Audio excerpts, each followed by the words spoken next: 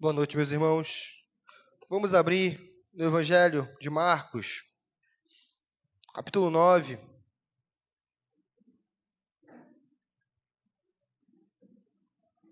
Marcos 9. Hoje nós vamos nos esmerar do versículo 38 até o versículo 50 de Marcos 9. Versículo 38 até o versículo 50. Agora, uma coisa que nós precisamos falar antes de iniciarmos é que o versículo 38, ainda que Bíblias como Ara coloquem um subtítulo aqui e iniciem um novo parágrafo que de fato inicia, isso não significa que está completamente desconexo com o que vem antes. Assim como o versículo 42 também não significa que está desconexo com a perícope 38 até 41. Na verdade, está tudo bem conectado, nós vamos ver isso quando chegarmos ao versículo 50. É claro que nós poderíamos também subdividir à guisa de uma outra proposta, como estudo, assim por diante. Mas o versículo 38 está conectado ao versículo 36, 37, nós vamos ver o porquê.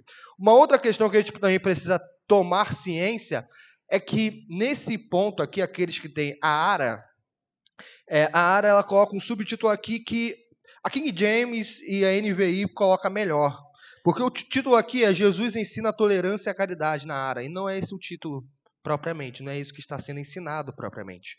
O que está sendo ensinado propriamente é o versículo 40. Aqui no versículo 38 ao versículo 41, a ênfase é quem não é contra nós é por nós. Essa é a ênfase, nós vamos ver isso. Essa é a ênfase. Lembrando que esses subtítulos que tem nas Bíblias, esses subtítulos, a minha, por exemplo, está verdinha aqui, geralmente tem um destaque, esses subtítulos não são inspirados.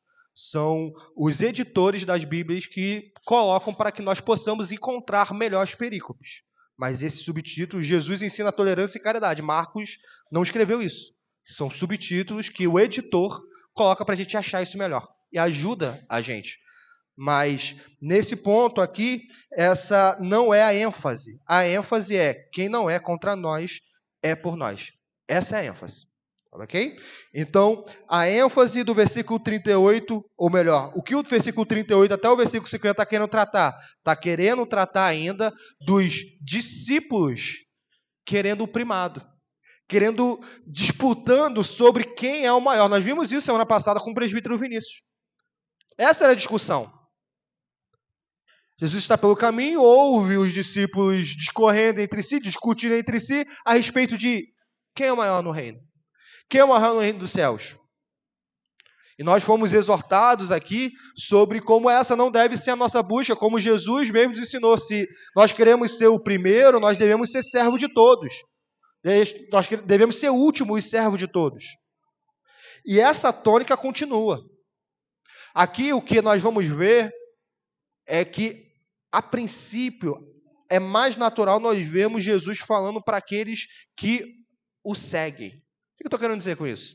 Eu estou querendo dizer que no versículo 42 ao versículo 48, que nós vamos ver sobre os tropeços, as dificuldades, e que o texto vai falar sobre o inferno, Jesus ele não está aqui do nada abrindo uma janela, fazendo uma digressão para falar dos ímpios. Ímpios aqui, entenda, incrédulos, ou seja, uma pessoa a parte das alianças, que não é batizado, que não conhece Jesus. Não é isso que o versículo 42 ao versículo 48 está ensinando.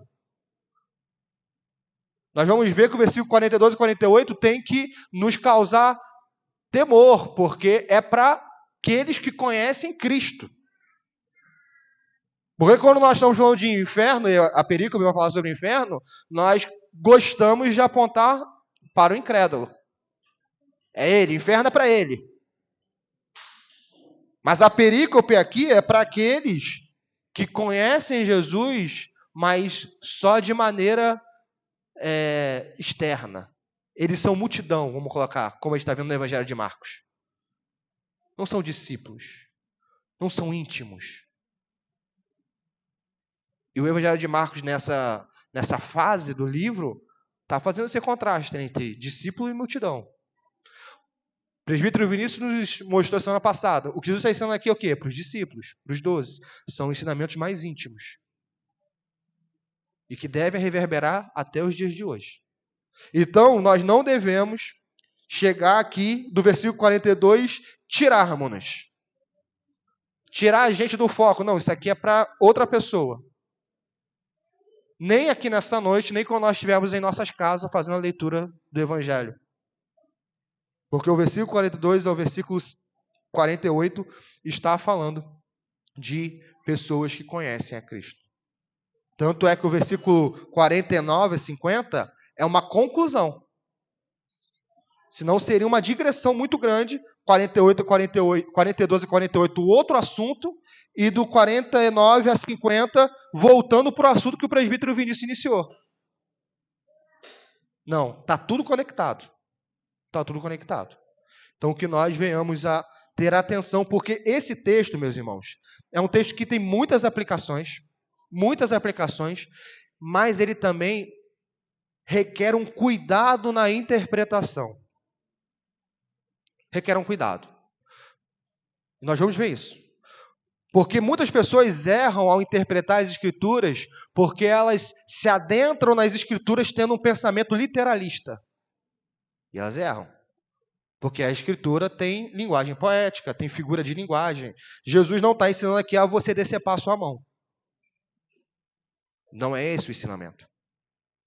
Então, nós também devemos entender que a Bíblia não trabalha com categoria preto no branco.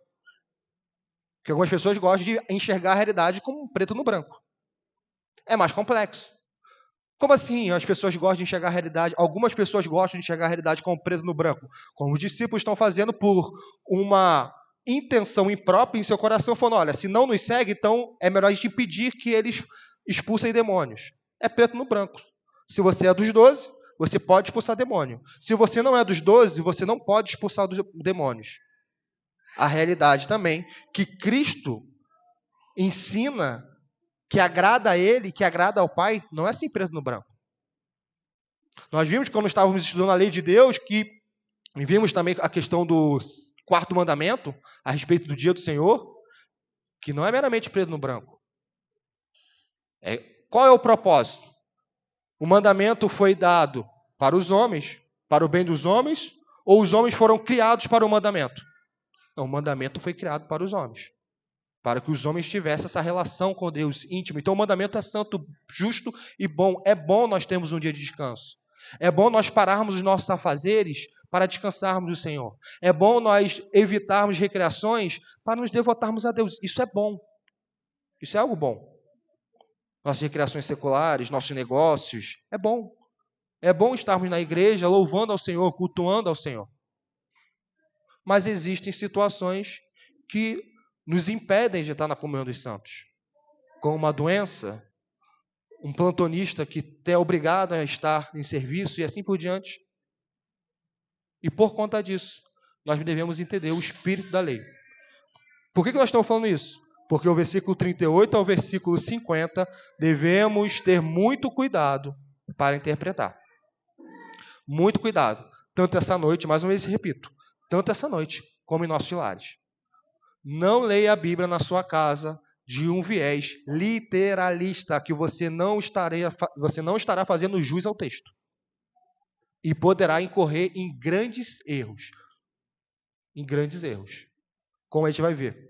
No versículo 42 a 48, um pai da igreja, um bispo, que cometeu um grande erro por ser literalista. Vamos ler a palavra de Deus do versículo 38 de Marcos 9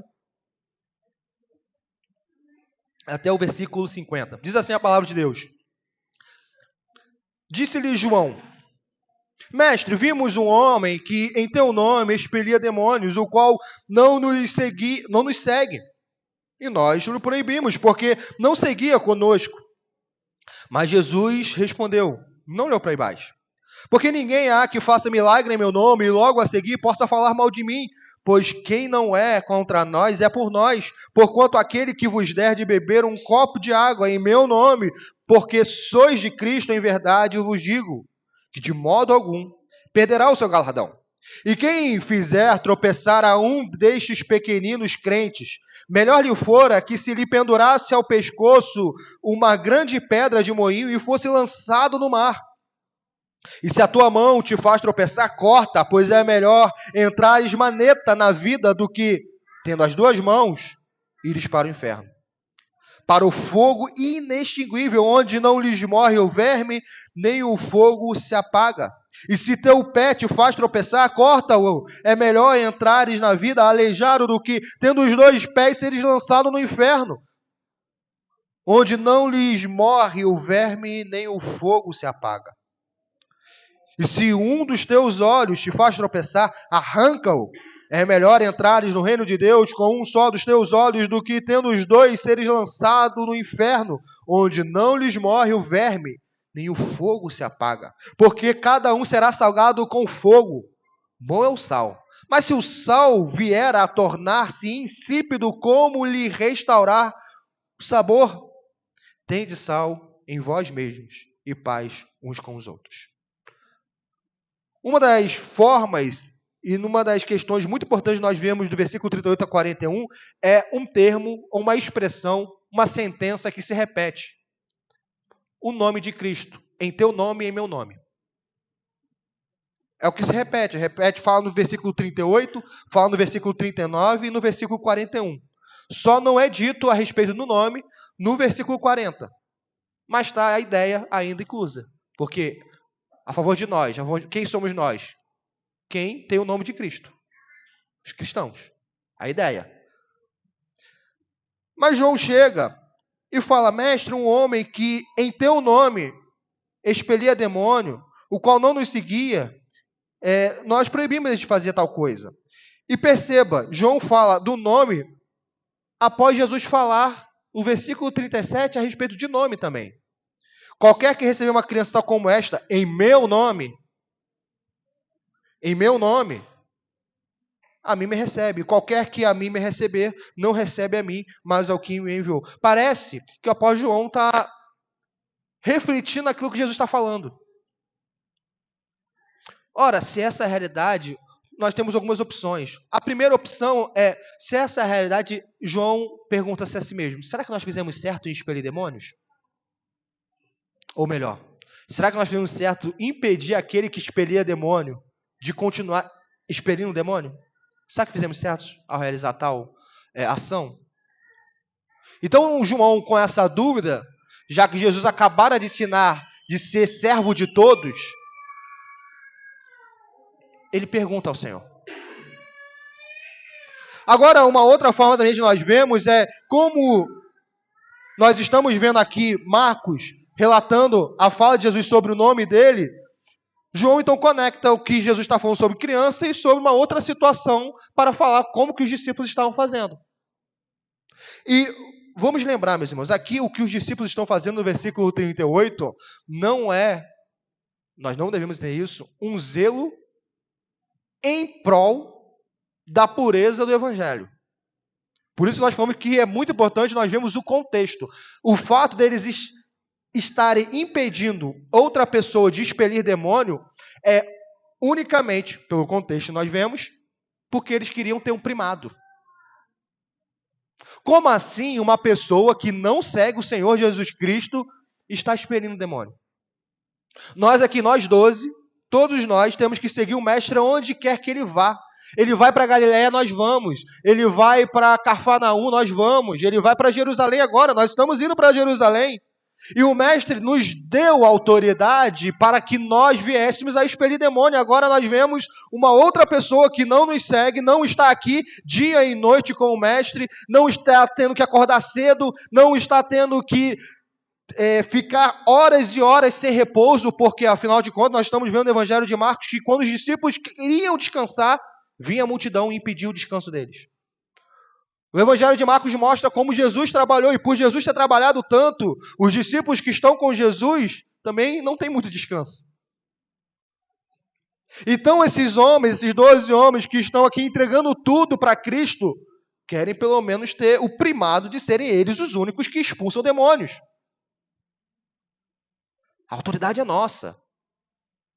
Isso foi dado a nós. E aqui existe algo que nós precisamos entender, que não está de acordo com a vontade de Deus, que nós venhamos a ter disputas bairristas, no sentido de que estejamos olhando apenas para o nosso interesse próprio. Ou seja, eu não quero que pessoas se convertam. Essa não é o meu desejo. Não é o meu desejo, esse é o Espírito que dá o versículo 38. Não é o meu desejo último que pessoas sejam libertas de Satanás, não. Eu quero que pessoas se convertam, eu quero que pessoas sejam libertas de Satanás através de mim. É o primado. Porque se a pessoa desejasse, em última instância, a libertação de Satanás, que o oprimido fosse liberto de Satanás, e que o convertido fosse convertido independente da sua ação, aqui os discípulos não teriam feito isso. Muitas disputas religiosas que nós temos atualmente é por questão de querer o primado. Muitas das vezes nós só queremos o primado. Conflitos dentro da igreja, nós vamos ver versículo 49 e 50, são porque cada um quer o primado. Cada um quer se colocar como superior ao outro. Cada um quer, usando o que o presbítero Wilson falou semana passada, tirado do texto de Marcos, cada um quer ser servido, não quer servir. Querem ser o primeiro. É isso que está aqui em vista quando ele diz, nós proibimos. Eles estão enciumados. Perceba, Josué já estava errado. Lá no Pentateuco, quando o Espírito Santo desce sobre indivíduos, e Josué sabe disso e vai para Moisés e fala, Moisés, tem 2 homens que estão cheios do Espírito Santo e estão profetizando. Moisés, proíbe eles. Moisés vira, o quê? Você está com ciúme de mim? Quem dera eu se todo o povo profetizasse. Perceba que existe uma distância abismal entre o que Moisés falou e o que os discípulos estão fazendo. Porque o que Moisés estava falando quando respondeu a Josué era, eu não quero o primado. Eu estou aqui como servo. Quem dera todo o povo profetizasse, quem dera o povo não precisasse de mim. Quem dera o nome de Deus fosse glorificado, esse povo não fosse de dura cerviz. Mas algumas pessoas, elas gostam de ter indivíduos dentro da igreja de dura cerviz, dependente e que se apoiem em si. Ou seja, apoiem naquela pessoa. Porque, por exemplo, não, ela precisa de mim. Há um deliciamento. Há pessoas que não querem que os crentes caminhem por suas próprias pernas. Há pessoas que desejam que o crente sempre dependa dele, de si mesmo. O verdadeiro evangelho é o evangelho que prega a palavra, todo o oráculo de Deus, como o apóstolo Paulo fala, a ponto de nós chegarmos à maturidade cristã e venhamos nós, todos nós, uns aos outros, aconselharmos-nos mutuamente e suportarmos uns aos outros. É o nosso desejo. Porque, afinal de contas, a nova aliança, o próprio Deus nos ensina. Essa é a promessa. O Espírito Santo nos ensina.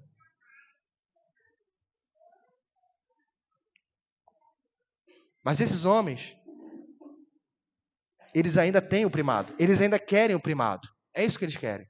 E o versículo 39, Jesus responde, não proíba. Não lhe proibais, porque ninguém há que faça milagres em meu nome e logo a seguir possa falar mal de mim. Perceba, meus irmãos, versículo 38 e 39, aqui não está falando de uma maneira, por isso que eles falam, não pode interpretar preto no branco.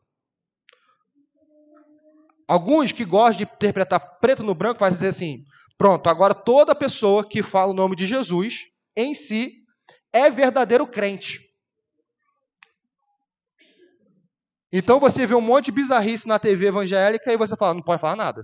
Você não pode falar nada, é verdadeiro crente. Porque, olha o que está escrito aqui. Aí tira o texto prova sem contexto algum. Olha o que está escrito aqui. Está escrito que ninguém há que faça milagre em nome de Jesus e logo depois possa falar mal de Jesus. Mas Jesus não está falando aqui, o versículo 39 não está falando que essa pessoa em si é eleita e salva e que vai para o céu. Não é isso. O texto só vai falar de galardão e salvação para o versículo 41. Só no versículo 41. Portanto, o versículo 38, 39, nós podemos ver como Filipenses capítulo 1, no qual Paulo fala, olha, existem pessoas que pregam o evangelho, mas pregam por porfia, pregam por interesse próprio. Mas o apóstolo Paulo proíbe? Não proíbe. Por que o apóstolo Paulo não proíbe? Primeiro, porque não é heresia que está sendo pregado. Ponto importante. O apóstolo Paulo não bota uma carta contra esses homens em si por uma questão por uma questão de heresia. Não é isso. O que o apóstolo Paulo faz é dizer, mas que bom que o evangelho está sendo pregado. Que bom que o evangelho de Deus está sendo pregado. Que bom que outras pessoas estão conhecendo Cristo. Ao mesmo tempo que a motivação desses homens era ímpia. Paulo e Jesus não está ensinando de que uma vez que alguém prega o evangelho, ele vai ser salvo automaticamente apenas porque prega o evangelho. Ainda que seja a sã doutrina.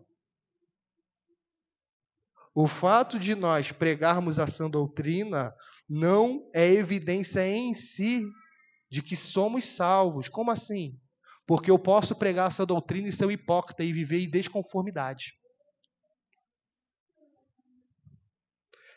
Alguns pregam a sua doutrina para ter o primado. Algumas pessoas se declaram reformadas na internet porque é um nicho onde essa pessoa pode ter mais seguidor. Existe o nicho dos assembleanos, pentecostais, o nicho disso, o nicho daquilo, e existe um nicho na internet chamado reformado. E alguns vão querer ter o primado nesse nicho. E a doutrina que é pregada é correta, mas a motivação é errada. E essa pessoa, ela pode edificar as nossas vidas, mas o que ela faz diante de Deus não é computado para a salvação. Porque ela faz querendo o primado. Ela não faz em nome de Cristo. Ela não faz pela pureza do reino, pela pureza do evangelho. Ela faz porque ela quer primazia, ela quer destaque, ela quer que todos olhem para ela. Ela não suporta ver que o evangelho cresça sem ela. Ela não deseja que o evangelho cresça a não ser se ela estiver inserida ali. Se há uma pregação em que há conversão e ele não está presente, ele vai criticar. Essa pessoa vai criticar. Por quê? Porque ela não está presente. Como pode haver conversão se eu não estou aqui?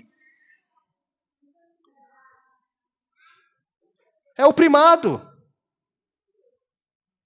E isso não está apenas na esfera do ensino, está em todas as esferas. Nós queremos o primado. É o que nós queremos. Como é que pode algo dar certo se eu não estou envolvido? Se eu não estou envolvido, está fadado ao fracasso. Mas esse é um pensamento ímpio, esse é o pensamento de a pessoa querer ser o primeiro. Não é o pensamento da pessoa que quer ser servo. O nosso pensamento é que o reino cresça. É o pensamento de João Batista, que eu diminua. Não importa se ninguém me conheça, não importa se no dia que eu morrer não tenha ninguém no meu funeral, desde que o meu nome esteja escrito no livro da vida e que Deus me conheça. É isso. É isso, nós não vivemos para a glória dos homens. Nós não queremos para querer ter primazia nessa terra. Para querer ser conhecido, ser respeitado pelos homens porque você fala bem, porque você pensa assim, porque você se veste assado, porque... Não.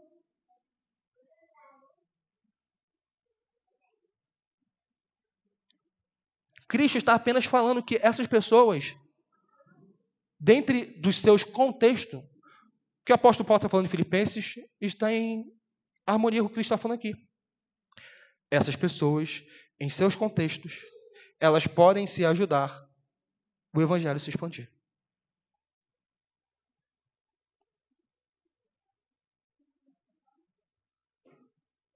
Um pastor que venha não ter uma pureza, não estou falando de heresia. Não estou falando de heresia.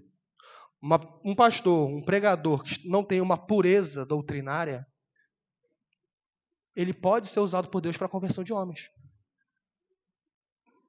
Pureza que eu digo assim, pureza que eu estou querendo dizer, intocável. Aquela pregação que você vai falar, não tem o que acrescentar nem tirar. Tem pregação que o pastor vai falhar, o pregador vai falhar. Vai falhar. E almas vão se converter, porque quem converte é o Espírito Santo.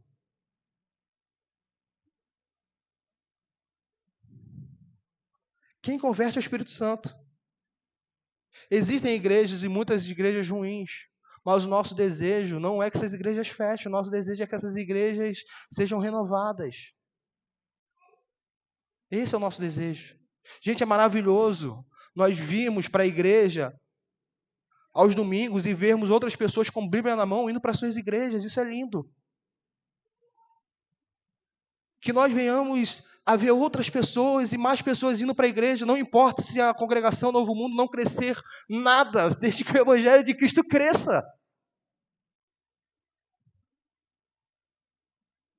Nós queremos a pureza de Cabo Frio.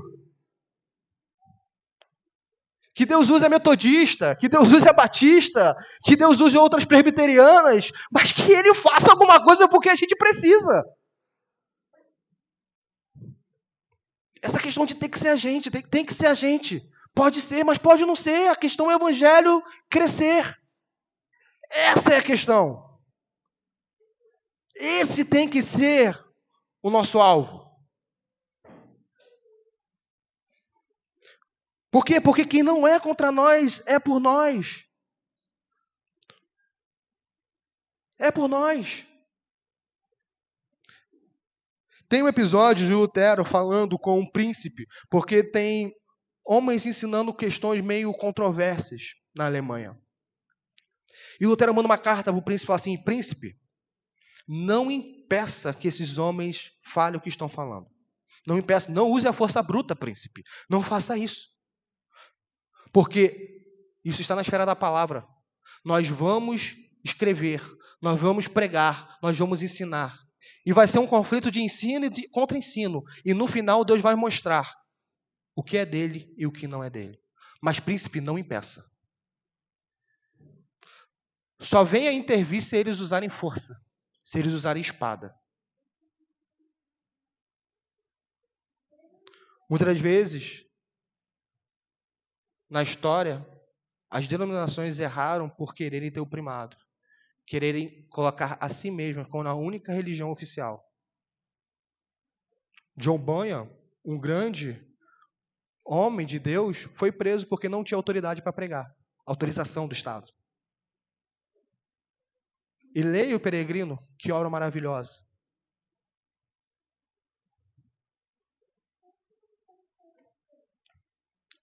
Quem não é contra nós, é por nós. Isso não é um entendimento preto no branco. Não significa que não existem hereges e que a gente não vai combater a heresia. Significa ter entendimento de que o fato de alguém não estar no seu círculozinho não torna ele um opositor. Os luteranos que estão alinhados à igreja luterana histórica, é bom e importante falar isso, as doutrinas históricas são irmãos na fé. Os congregacionais são irmãos na fé. Os assembleanos são irmãos na fé. Os batistas são irmãos da fé. Os metodistas são irmãos da fé. E nós poderíamos citar outros. São irmãos da fé. Eles têm pé de igualdade conosco. Um não é melhor que o outro diante de Deus. Esse é o reino de Cristo. E por conta da nossa incapacidade, muitas vezes, de discernirmos e entendermos, nós, infelizmente, acabamos por não ter concórdia em alguns assuntos. Mas nós devemos entender aquilo que é essencial e aquilo que é secundário. Naquilo que é essencial, nós vamos brigar. Vamos buscar a pureza. Agora, naquilo que é secundário, nós vamos entender que no tempo devido o Senhor julgará a obra de cada um. É por isso, meus irmãos, que o ideal seria voltarmos à prática antiga de quando um membro sai de uma denominação e vai para outra, continuar com a questão de carta. Hoje se perdeu. Hoje as denominações só pedem carta se sai de sua denominação para uma outra igreja da sua denominação. Como se outras denominações não fossem do Evangelho. Não, outra não é. Há denominações que não aceitam batismos de outras, que batizam o nome do Pai, do Filho e do Espírito Santo. Mas porque não está no nosso rito batismal, eu não aceito. Isso não é bíblico. Isso não é bíblico.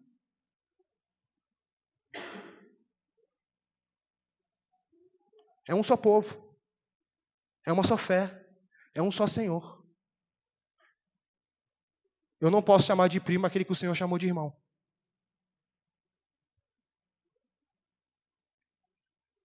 Versículo 41. Nosso mestre, Senhor Jesus Cristo, vai continuar. Porquanto aquele que vos der de beber um copo de água em meu nome, porque sois de Cristo, em verdade vos digo que de modo algum perderá o seu galardão. O versículo 41, ele está colocando uma questão aqui sobre até as menores coisas são computadas. Perceba que o que Jesus fala relacionado a galardão não é milagre. Não é milagre. O que está conectado a galardão? Ou, galardão aqui, entenda-se salvação. Esse é o sentido do texto. É aquele que vos dá um copo de água, ou seja, aquele que tiver amor e cuidado com o próximo, com o irmão na fé. Mas o foco está unicamente no ato de dar uma água? Não, esse não é o foco. A razão pela qual isso é agradável a Cristo é porque é em nome de Cristo. Não é a ação do copo d'água ser dado. Não é a ação de você matar a sede de outrem. É porque você mata a sede de outrem em nome de Cristo e em razão de Cristo, por causa de Cristo. É por conta disso. Até esse pequeno ato é considerado por Deus e é agradável a Deus. Essa pessoa evidencia a sua salvação. Por quê? Porque sois de Cristo. Essa pessoa, ela dá o copo de água em nome de Cristo e porque quem ela está dando o copo d'água também é de Cristo. Esse é o contexto aqui da passagem. E de modo algum perderá o seu galardão. No versículo 42, se Jesus no versículo 41 está falando de salvação, no versículo 42 ele está trabalhando aquilo que leva os homens a serem condenados. É muito importante nós lembrarmos de uma perspectiva importante da Bíblia. Nós somos salvos pela livre graça do Senhor. Por que o Senhor nos salvou? Porque Ele quis. Não havia mérito em nós. Não havia nada amável em nós para nós sermos salvos. Não havia. Agora, quando a Bíblia fala de condenação, a linguagem é diferente. A Bíblia não fala assim, Deus mandou para o inferno porque quis. Não tem isso na Bíblia. Você pode procurar. De Gênesis a Apocalipse, não tem isso. Deus manda a pessoa para o inferno porque Ele quer. Não tem isso. Para a salvação tem. Para o beneplácito da minha vontade. Está na Efésios capítulo 1. Pelo beneplácito da vontade de Deus, Pai, os homens são salvos. Os homens eleitos. Agora, para a condenação, a justificativa que a Bíblia traz não é porque Deus quer. Não é isso. A justificativa é por causa do pecado dos homens. Essa é a justificativa. Essa é a linguagem bíblica. É por isso que o salmista louva a Deus e agradece a Deus, porque, Senhor, louvo-te porque o Senhor não imputas o meu pecado a mim. Isso é graça. Isso é graça. Porque Deus não imputa o nosso pecado a nós e imputa na conta de Cristo. E no versículo 42 a 48, é isso que está sendo tratado. Os pecados que são sentenciados, ou ações pecaminosas que serão sentenciadas ao inferno. 42 vai dizer o quê? E quem fizer tropeçar a um destes pequeninos, crentes, que pequeninos que a gente está falando de criança? Não está falando de criança aqui. Ele está falando do crente. Ele já falou que se você for semelhante a esta criança, você entrará no reino. Estou parafraseando. É o que o presbítero Vinícius trouxe para a gente. Versículo 36. Trazendo uma criança no colo, no meio deles, e tomando no braço, disse-lhes: qualquer que receber uma criança tal como esta, em meu nome, a mim recebe, e qualquer que a mim me receber, não recebe a mim, mas o que me enviou. E em outras passagens, em Marcos a gente vai ver isso também, não vai tratar isso agora, em outros capítulos de Marcos vai falar o quê? Para a gente ser como criança. Nós devemos ser como crianças. Sermos pessoas que dependem de Deus. Então aqui não está falando de uma criança. Não está falando assim, olha, se você fizer uma criança tropeçar, não é isso. É se você fizer um crente tropeçar. Perceba que está falando com pessoas que são crentes. Jesus não está falando de ímpio aqui. Não é ímpio que está falando. Porque um crente não pode tropeçar com um ímpio. Não deveria. Nossa, poxa, um ímpio adulterou. Poxa, me escandalizei. Isso não faz sentido. Aqui está falando o quê? A sua ação como crente pode levar outro a se escandalizar e pecar. E a linguagem que Jesus vai usar aqui são linguagens fortíssimas. Porque melhor, olha, é a balança. Melhor é que esse indivíduo fosse-lhe pendurado ao pescoço uma grande pedra de moinho e logo em seguida fosse lançado ao mar, do que ter praticado a ação de fazer um crente tropeçar. Agora a pergunta é, se essa é a palavra de Cristo, nós cremos que Cristo diz, é verdade, nós devemos seguir, quantos de nós acordam e pensam nas suas ações e suas ações podem fazer outro tropeçar? Quantos de nós, antes de postar uma coisinha no Instagram, no Facebook, no Twitter, na sua rede social, no Facebook, fala, será que eu vou fazer alguém tropeçar se eu postar isso? Ou eu posto e vamos ver. Eu não estou nem aí com o meu irmão na fé. Biblicamente, você não é responsável só pela sua fé. Biblicamente, você é responsável também pela fé do seu irmão. Você tem responsabilidade. Quinto mandamento, a gente viu isso. A responsabilidade para com os superiores, a responsabilidade para com os inferiores e a responsabilidade entre os iguais. Nós vimos isso. É por isso que Jesus vai usar a figura do sal, de preservação. Porque se a sua santidade não é levado para fazer o seu irmão ser mais santo ou também andar em santidade, você é insípido, você não serve para nada. Essa é a linguagem. Aqui está falando do contexto de igreja. Jesus não te salvou e não me salvou para nós vivermos em si mesmados. Porque se o fim último fosse apenas a nossa salvação, um dos fins é a salvação da nossa alma.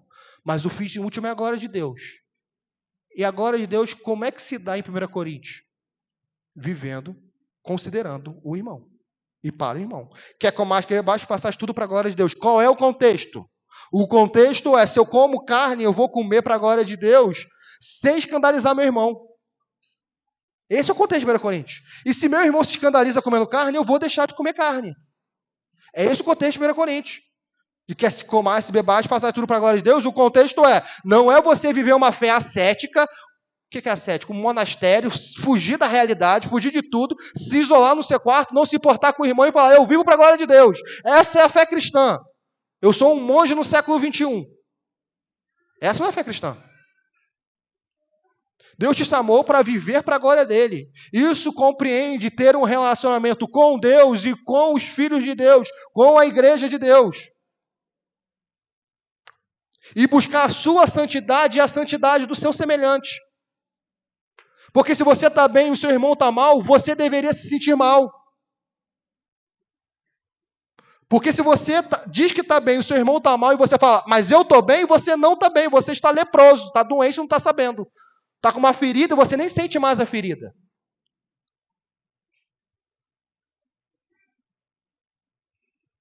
É melhor, antes de fazermos qualquer ação, e aqui essa ação, por isso nós falamos o contexto. O contexto aqui é pessoas que buscam primado, pessoas que vivem em si mesmadas, pessoas que querem ser os primeiros, pessoas que querem ser servidas e não querem servir. Se a sua ação orgulhosa de querer ser o primeiro, de querer ser servido ao invés de servir, se isso, essa forma de orientar a sua vida está fazendo com que outros tropecem porque você não se importa com o outro, você só importa consigo mesmo, melhor fora você ter sido enrolado numa pedra de moinho e ser lançado ao mar. Era uma pedra pesada, você morreria afogado.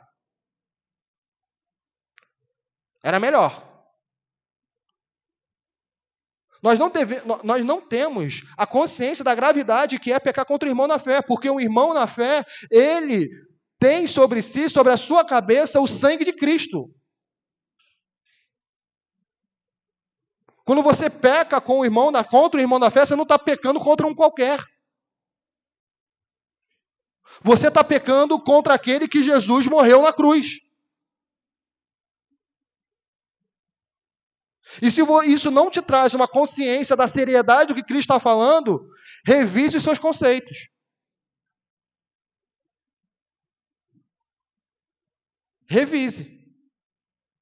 Nós não fomos salvos para sermos espectadores da fé e vivemos em si mesmados. Essa não é a fé cristã. Pode ser uma outra fé. Mas a bíblica não é. Não é a fé bíblica. E Jesus continua, versículo 43, ele vai falar dos membros, que são membros que nós catalogamos como preciosos. Quem é que quer perder uma mão? Quem é que quer perder uma perna? Quem é que quer perder um olho? São membros preciosos. São preciosos. Mas Jesus, essa linguagem figurada, hiperbólica, da seriedade do pecado que faz o outro tropeçar, ela é tão séria que é melhor você perder membros preciosos do que você ir para o inferno. Jesus está falando aqui de condenação. É condenação mesmo. Aqueles que vivem em si mesmados, querendo ser os primeiros, aqueles que querem ser servos de todos, não é uma coisa de imaturidade cristã. Não é imaturidade cristã.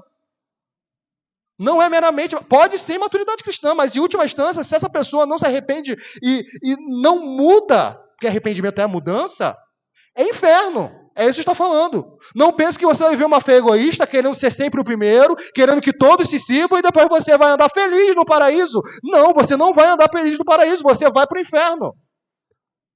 Porque a fé cristã é cortar. É cortar. É cortar aquilo que te faz pecar. Aquilo que te induz ao pecado. Porque isso é pecado. Isso é pecado. Infelizmente, a igreja brasileira só computa pecado que são grotescos. O adultério é pecado. É pecado. É claro que é pecado. Mas a fofoca também. A fofoca também é pecado. A cobiça também é pecado. Furtar a Deus é pecado. E existem várias formas que nós furtamos a Deus. Furtar a glória que é devida a Deus, nós fazemos isso. Infelizmente. Jesus coloca um conceito radical aqui. Jesus já tinha falado no aspecto de ser seguidor dele. O seguidor dele renuncia a si mesmo, toma a sua cruz e segue a Cristo. Isso já está estabelecido em Marcos. Agora Jesus vai dizer coisas que nos embaraçam na caminhada. Se a tua mão te faz tropeçar, corta. Corta. Pois é melhor entrares maneta na vida do que, tendo as tuas duas mãos, ires para o inferno, para o fogo inextinguível, onde não lhes morre o verme, nem o fogo se apaga. Se o teu pé te faz tropeçar, corta. O melhor é entrares na vida aleijado, do que, tendo os dois pés, seres lançados no inferno, onde não lhes morre o verme, nem o fogo se apaga. Se um dos teus olhos te faz tropeçar, arranca-o. É melhor entrares no reino de Deus com um só dos teus olhos, do que, tendo os dois, seres lançados no inferno. O que Jesus está falando aqui? Jesus não está falando que a causa do pecado está nos membros. Porque em Marcos, Jesus já falou que da onde procedem os maus desígnios? O pecado do coração. É do coração. Jesus já ensinou isso. Agora, existem situações que nos induzem mais ao erro. nos induzem mais ao pecado. E essas situações não devem ser normalizadas e falar, tudo bem. Tudo bem. Vou dar um exemplo bem contemporâneo. Se você gosta de política, não tem nenhum problema você gostar de política. Nenhum problema. Nenhum. Agora, se a política serve para você ficar querendo picuinha dentro da igreja e ficar fatiando o corpo de Cristo, sem ter misericórdia, cuidado. Cuidado. Eu lembro certa vez que estávamos conversando com o reverendo Sami, no contexto político, e a gente estava falando sobre determinadas coisas, e o reverendo Sami falou, olha, tem coisas que eu também quero me posicionar. Tem coisas que eu quero me posicionar. E agora que ele foi como pastor, né? Que ele foi como pastor. E a posição dele. Ele falou assim, tem coisas que eu quero me posicionar, mas tem vezes que eu não me posiciono porque eu não quero que uma pessoa do outro espectro político deixe de ir na igreja porque eu votei no candidato X, Y, Z.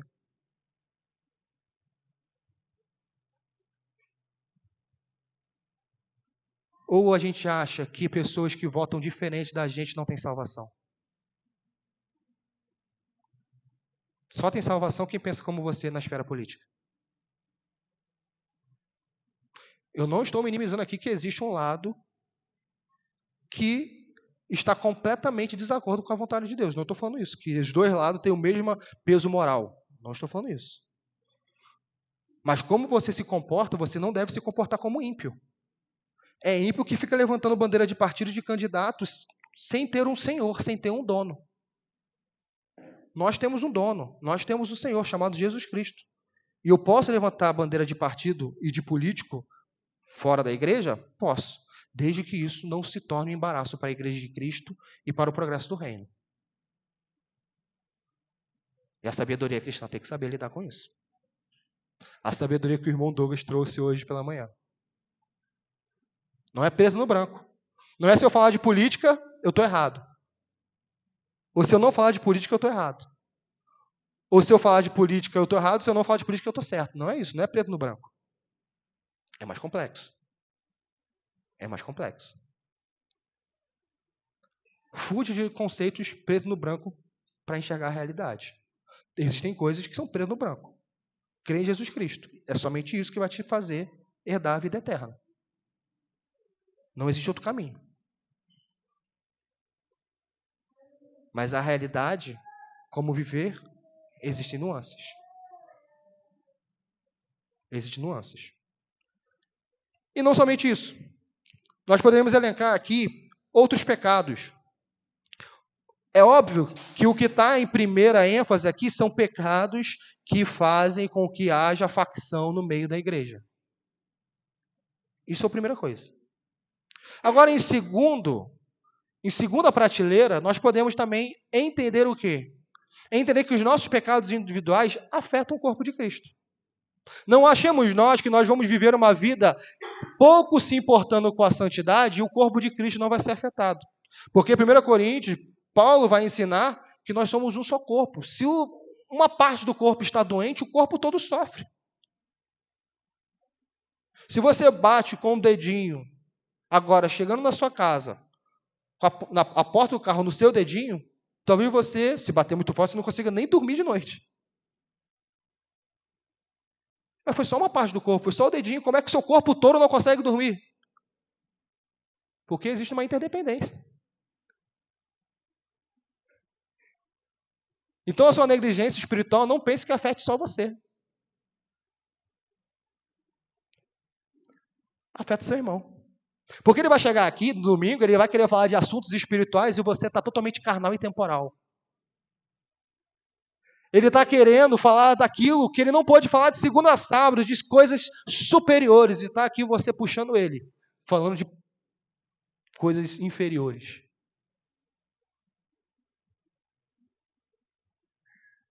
E ele que poderia ter tido um dia do Senhor muito mais deleitoso, muito mais edificante, ele é puxado para baixo. Por que você não buscou santidade durante a semana? Você buscou as coisas do mundo, e chega domingo, você só pode falar das coisas do mundo. Você fala do que está cheio o seu coração. Se você não consegue falar das maravilhas de Deus, é porque o seu coração tem pouca coisa das maravilhas de Deus. A boca fala do que está cheio o coração. Você não consegue iniciar uma conversa bíblica porque você não lê Bíblia. É por isso. Não é uma mágica. Uma mágica paira no outro, agora do nada a pessoa começa a falar sobre Bíblia. Não, ele fala do que está cheio o coração dele. Se ele ora muito e lê a Bíblia, isso vai transparecer no seu discurso, no que ele fala. A boca fala do que o coração está cheio. Simples. Simples. Então, se o teu pecado individual afeta a comunidade, a comunhão dos santos, cuidado. Cuidado. Cuidado com o que a sua mão faz. Cuidado com o que o seu olho faz. Cuidado com o que o seu pé faz. Cuidado com o que a sua língua faz. Cuidado. Cuidado com o que o seu ouvido escuta. Cuidado. Cuidado. Porque isso pode te lançar no inferno. Isso pode te lançar no inferno. E você chegar no último dia, Senhor, Senhor, mas em teu nome. É interessante que as pessoas, quando Jesus vai falar isso, as pessoas que vão para o inferno são as pessoas que não amaram.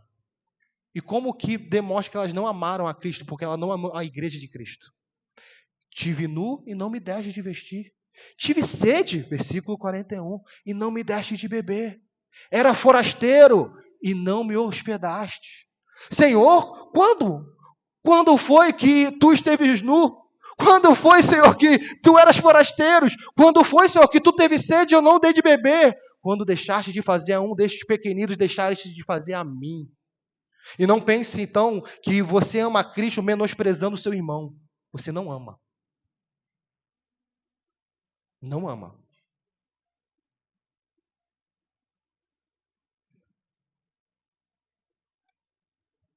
Meus irmãos, a gente precisa divertir, cuidado, porque essa verdade, ela vai continuar de pé. É estreito o caminho. É apertada a porta. E por conta disso, muitos que se declaram evangélicos vão para o inferno se declarando evangélicos. Porque acham que a porta é larga. O caminho é suave. É tranquilo. Não é de abnegação. Não é de cortar seu próprio membro. Cuidado. É isso que Satanás quer induzir você. Satanás está falando, olha, arruma picuinha na igreja que tanto faz, Deus te perdoa. Deus te perdoa. Fica brigado na igreja, tanto faz. Se você não fala com o irmão na fé, tanto faz. É pela graça. Não, se você vira o rosto para o irmão na fé, tudo bem. Tudo bem, Deus perdoa. Cuidado. Cuidado. Arrependa-se enquanto há tempo.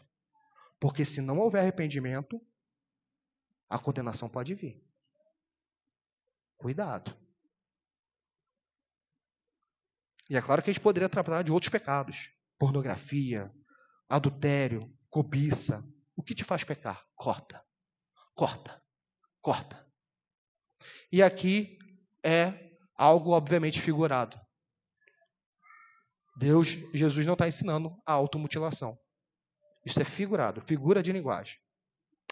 Um bispo antigo, ele acreditou que isso aqui fosse literal. Vamos lembrar que na igreja antiga, muito antiga, os bispos não casavam.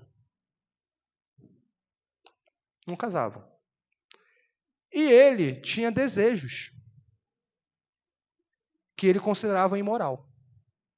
E nesse desejo imoral, ele, olhando esse texto, falou, já sei como acabar com o meu desejo.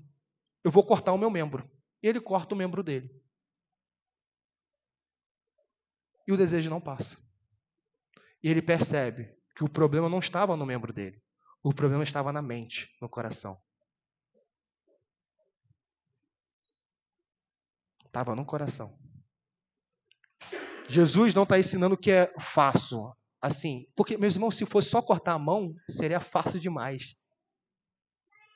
É mais radical que isso. A mão é uma figura que mostra a radicalidade de como o cristão caminha nessa terra. É radical. É como aquele filme, tem um filme de um alpinista, que ele fica preso e para ele sobreviver tem que cortar o seu braço. Ele olha, a gente olha aquela cena e se sente nervoso. É isso que você tem que fazer. É para doer. Se você vive uma fé cristã sem dor, sem dizer, olha, eu vou pedir perdão, mas o meu orgulho vai doer muito. É isso mesmo, pede perdão com o seu orgulho doendo, mas pede. Pede. Mas não fui eu o culpado. Mas é para o paz? É para o bem? Então pede.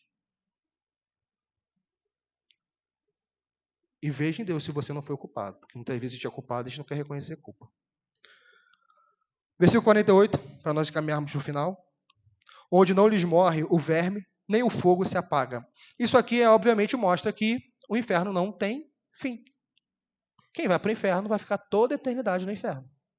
Não pense que vai chegar um momento que Deus vai aniquilar as almas. Não, muito pelo contrário. Vai chegar um momento em que até os ímpios vão ser ressuscitados para sofrerem no corpo e na alma. Eternamente. Eternamente. Porque cada um, versículo 49, porque cada um será salgado com fogo, ou seja, provado. Aqui está falando da provação que a pessoa vai ter. Né? Cada um vai ter provado com fogo, vai ser salgado com fogo. Muitas das vezes nós entramos em conflito dentro da igreja porque na provação nós somos reprovados. A gente sempre fala isso e é sempre bom relembrar.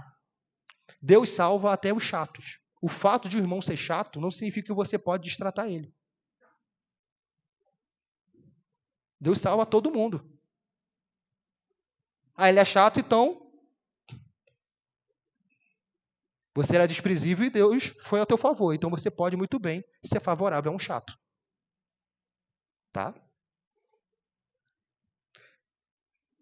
Bom é o sal, mas se o sal vier a tornar-se insípido, como lhe restaurar o sabor? Tende sal em vós mesmos e paz uns com os outros. Perceba, o final do versículo mostra que tudo que Jesus está falando é sobre unidade. Algumas vezes nós fazemos uma coisa muito fácil. Versículo 42 a versículo 48, é muito fácil a gente ler em casa e falar assim, então o que eu preciso fazer para ser mais santo? Eu preciso, e uma vez isso é necessário, tá? Eu preciso cortar aquela série de TV. Preciso cortar a novela. E tem vezes que isso é necessário. Tem vezes que isso é necessário. Eu preciso cortar isso, aquilo. Mas não vem na mente do indivíduo, do crente, que Cristo está falando de igreja. Você pode cortar sua TV, jogar sua TV no lixo. Se você continua pouco se portando com o irmão da fé, não adiantou nada. Não adiantou nada. Jesus está falando aqui no contexto de unidade. Tende sal em vós mesmos e paz uns com outros. O sal, ele dá sabor. Se o sal que você tem na sua casa parar de dar sabor, é mais difícil isso acontecer hoje em dia porque o sal é refinado, mas se acontecer o sal parar de sabor, o que você vai fazer com o sal? Você vai jogar fora. Não sai para nada. Não sai para nada. Mas o sal, biblicamente, não é apenas para dar sabor. Também é para preservação. Então, o lugar onde nós estamos, nós devemos ser agentes de preservação. Nós devemos buscar com que sejamos agentes de preservação e usando o sabor que haja prazer. Como assim? Eu preciso me esforçar para que o outro, olha a inversão, eu preciso me esforçar para que o outro sinta prazer quando conversar comigo. E é o contrário que nós fazemos. Eu converso com quem me dá prazer ao conversar. Acaba o culto, eu vou conversar com aquele que é mais agradável ao meu coração. Quem me dá prazer? Com quem eu consigo conversar mais facilmente? Quem é mais prazerosa a conversa? Com quem? Isso o ímpio faz, o mundo faz. O mundo faz isso. Você vai num jogo de futebol, você vai ver as próprias torcidas com mini grupos, cada um conversando, uma conversa que te dá prazer. O evangelho é o contrário. Você busca o prazer do outro. E buscando o prazer do outro, você sente prazer. A minha conversa é para edificar o outro. O meu estilo de vida é para o bem do outro. Eu vou ser agente de paz para o outro. O sabor, prazer. E de preservação, paz. Existem muitos aqueles que são cristãos e são atribulados. E são agentes de tribulação. O indivíduo chega na escola, na família, na empresa, na faculdade, sei lá, onde for que ele vai, na praça, do parquinho, na vizinhança, onde quer que ele vai, e as pessoas falam, nossa, fulano chegou. Já sei que o ambiente vai ficar agora atribulado, que ele vai começar a arrumar confusão. Um cristão não pode ter essa fama. O cristão não pode ter essa fama. Se nós temos recebido essa fama de beligerantes, de briguentos, essa é a única fama que a gente tem? Você vai brigar quando é a doutrina de Cristo que está em vista.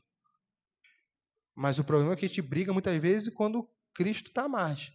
A gente briga por opinião pessoal. Essa é a realidade. Portanto, Jesus conclui.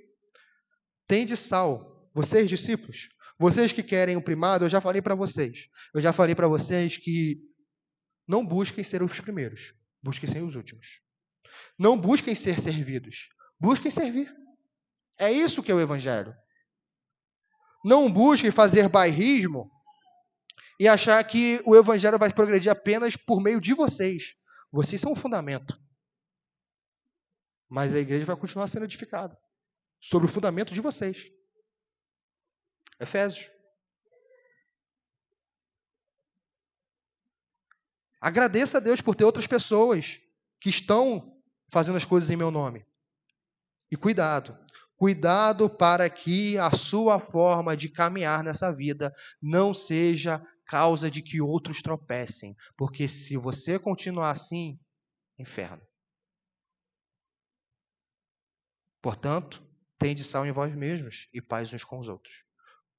Porque bem-aventurados está ligado também à paz.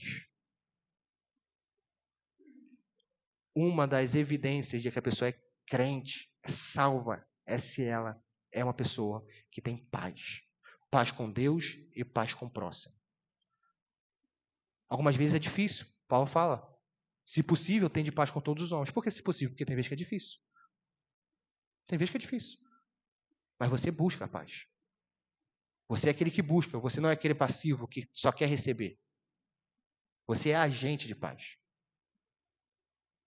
Para nós encerrarmos, lembremos sempre que o Evangelho, ele muda completamente as categorias naturais que nós estamos acostumados a viver. Se a forma que sua vida é regida é igual de um ímpio, cuidado. Se você só ama quem te ama, você é igual um publicano. Se você só conversa com quem te dá prazer, só faz aquilo que te dá prazer, você é igual um ímpio. Se você, uma coisa muito importante, já não sabe nem qual foi a última vez que eu disse a palavra me perdoe, se você não sabe a última vez que você pediu perdão, ou se você não sabe a última vez que você concedeu perdão a alguém, isso já nem está mais. Se você já nem se lembra a última vez que você errou. Porque só os outros erram e você não. Que você é perfeito. Cuidado. Cuidado.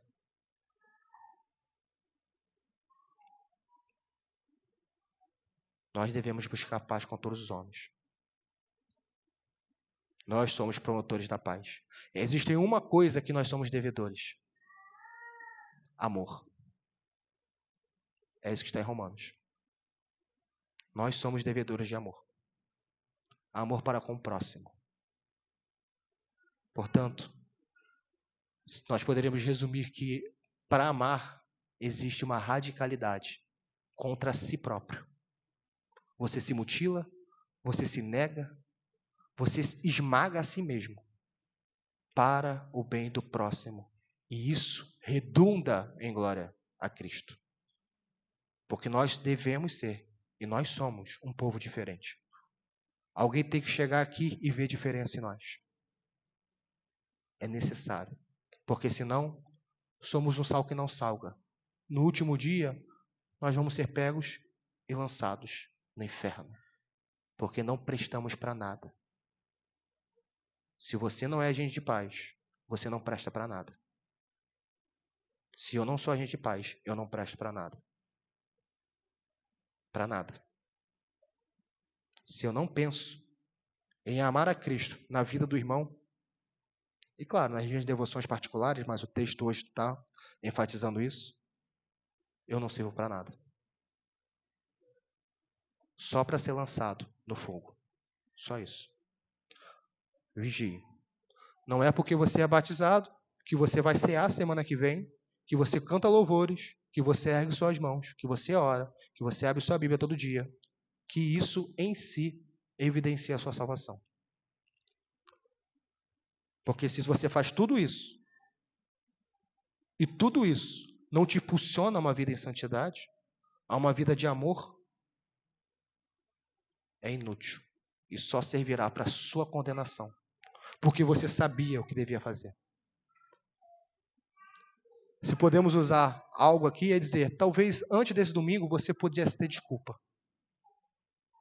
Talvez antes de hoje você pudesse ter desculpa para continuar em inimizade contra alguns. Mas hoje você não tem desculpa. Hoje você tem que buscar perdão. Hoje você tem que buscar perdoar. E buscar perdão. E buscar conciliação. Porque isso é um resultado da fé verdadeira. Também. Vamos orar? Deus Santo, Pai bendito e amado,